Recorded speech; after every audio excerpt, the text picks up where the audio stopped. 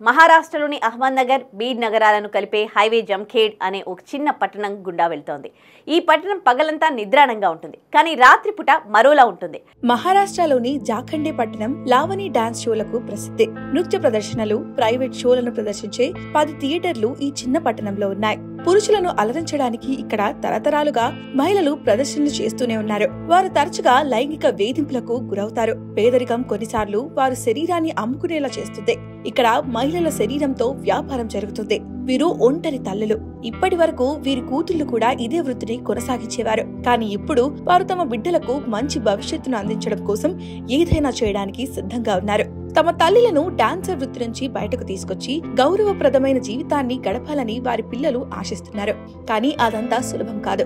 ఈ వృత్తిలో ఉన్నవారు నివాసం కూడా ఇక్కడే ఉంటుంది. తల్లుల దగ్గరే వారి బిడ్డలు కూడా ఉండటం వారికి సవాలుగా మారింది.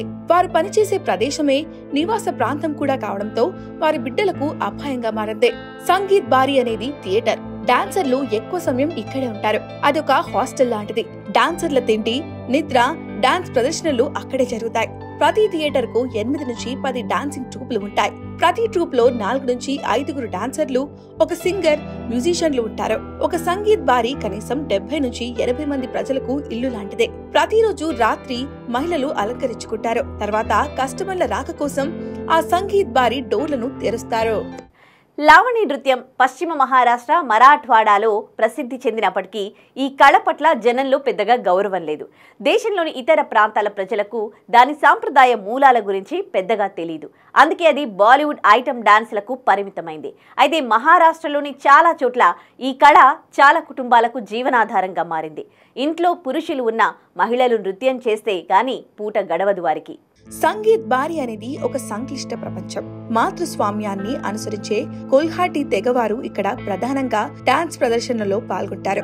కుటుంబానికి సంబంధించిన అన్ని నిర్ణయాలు, డబ్బు నిర్వహణను ఈ మహిళలే చూసుకుంటారని ఈ తెగవారు చెబుతారు. కానీ నిజానికి ఈ మహిళలు తమ పిల్లలు, సోదరులతో సహా ప్రతి ఒక్కరికి అన్ని సమకూర్చడం కోసం నృత్యం చేస్తూ, డబ్బు సంపాదిస్తూ తమ గౌరవ మర్యాదల్ని కోల్పోతారు. కుటుంబానికి వారే ఆధారం కావచ్చు, కానీ వారికంటూ సాధికారత లేదు. పైగా వారి కష్టాన్ని అలసుగా తీసుకుంటారు. వారి కుటుంబాల్లో ఈ మహిళలు తప్ప ఎవ్వరు కూడా జీవన ఉపాధి కోసం పనిచేయరు. దశాబ్దాలుగా వారు డాన్స్ చేస్తూనే జీవనం వెళ్లదీస్తున్నారు. సంగీత్ బారి లేదా పర్ఫార్మింగ్ థియేటర్లు అనేది తమాషా పార్టీలకు భిన్నంగా ఉంటాయి. అయితే ఈ 2 ప్రదేశాల్లో కూడా లావణి కళనే ప్రదర్శిస్తారు. తమాషా పార్టీలకు చెందిన వారు తమ బృందాలు, పరికరాలు తీసుకుని గ్రామానికి తిరుగుతూ ప్రతిరోజు సాయంత్రం ప్రదర్శనలు చేస్తూ ఉంటారు. తొలుత లావణిని ఒక మాస్ ఎంటర్టైన్మెంట్ గా పరిగణించేవారు. ప్రేక్షకులు వచ్చి నామమాత్రపు ధరతో టికెట్ కొని మహిళల డాన్సులు చూసి వెళ్లిపోయేవారు. ఇప్పుడు ముఖ్యంగా ఇలాంటి థియేటర్లలో ఇది చాలా ఖరీదైన వ్యవహారంగా మారిపోయింది.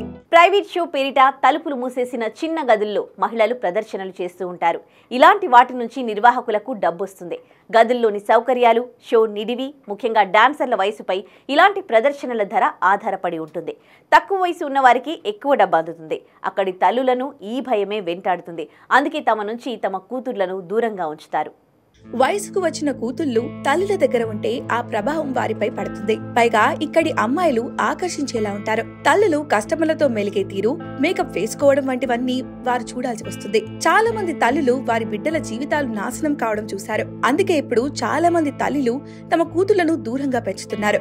ఇప్పుడు ఈ మహిళల్లో కొంతమంది తమ బిడ్డల భవిష్యత్తు కోసం చేతులు కలిపారు. తమ సంపాదనలో కొంత భాగాన్ని తమ పిల్లలు ఉండేందుకు హాస్టల్ కోసం వెచ్చించారు. ముఖ్యంగా తమ ఆడపిల్లలు సురక్షితమైన ప్రదేశంలో నివసిస్తూ పాఠశాలకు వెళ్లేందుకు వీలుగా వారంతా కృషి చేశారు. హాస్టల్ కోసం సహాయం చేయాల్సిందిగా వారంతా తమ కస్టమర్లను ప్రాధాయపడేవారు. పూణేలో ఆర్యభూషణ్ అనే కళా కేంద్రం ఉంది.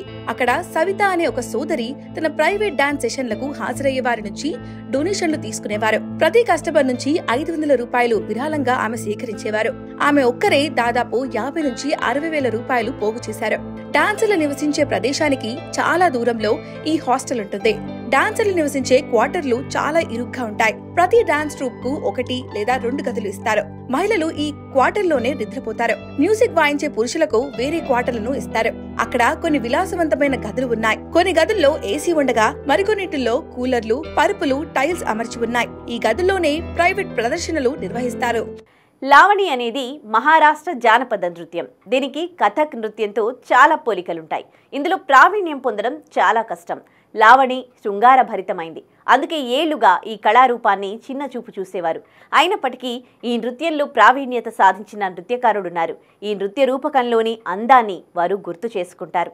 ఇక్కడి మహిళల రోజు ఆలస్యంగా ప్రారంభమవుతుంది. కొన్నిసార్లు మధ్యాహ్నం పూట వీరి దినచర్య మొదలవుతుంది. ప్రతి ట్రూప్ కు ఒక వంట మనిషి, ఇంటి పని చేసే ఒక వ్యక్తి ఉంటారు. సాయంత్రం 4 గంటలకల్లా వారు అలంకరించుకోవడం మొదలు పెడతారు. అలంకరించుకున్నాక వాకిల్లో కస్టమర్ల రాక కోసం ఎదురు చూస్తూ కూర్చు ఉంటారు. కొంతమంది పురుషులు తమ ముఖాలను దాచుకుంటారు. తమకు నచ్చిన మహిళలను ప్రైవేట్ షో కోసం బుక్ చేసుకుంటారు.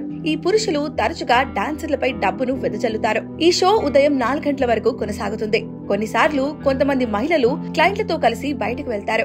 అప్పుడు వారికి మరింత ఎక్కువ డబ్బు అందుతుంది. ఇలా లభించిన డబ్బును వారు థియేటర్ యజమాని, సంగీతకారులతో పంచుకోవాల్సిన అవసరం లేదు. ఇదిలా ఉంటే మహారాష్ట్ర జానపద నృత్య కళాపరూపమైన లావణి ఇప్పుడు క్షీణిస్తుంది. సంగీతకారులు ఆ రిథంను కోల్పోతున్నారు. డాన్సర్లు బీటును పట్టుకోలేకపోతున్నారు. ఈ కళలో ఇప్పుడు నైపుణ్యత లేదు. ఒకప్పుడు ప్రేక్షకులు ఈ కళను గౌరవంగా చూసేవారు. కానీ ఇప్పుడు అందరూ శరీరాలను చూడాలనుకుంటున్నారని ఇక్కడ డాన్సర్లు ఆవేదనతో చెప్తున్నారు. దీని నుంచి బయటపడాలని ఇక్కడి మహిళలు కోరుకుంటున్నారు. కానీ ఇది అందరికీ సాధ్యం కాదు. పేదరికం నుంచి బయటపడేందుకు ఇక్కడి మహిళలకు డబ్బు కావాలి. అలాంటి వారందరికీ సంగీత్ వారి ఒక్కటే దిక్కుగా మారింది.